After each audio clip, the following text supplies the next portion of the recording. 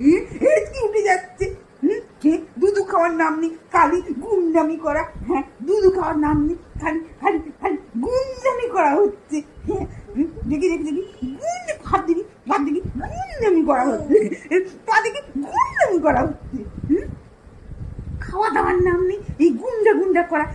তুই মেয়ে হলে ভালো হতিস, এত গুন্ডা তো হতিস না, শান্ত হয়ে থাকতিস, একদম শান্ত হয়ে থাকতিস, একদম শান্ত হয়ে থাকতিস তুমি একেবারে। কেন তুই মেয়ে হওনি?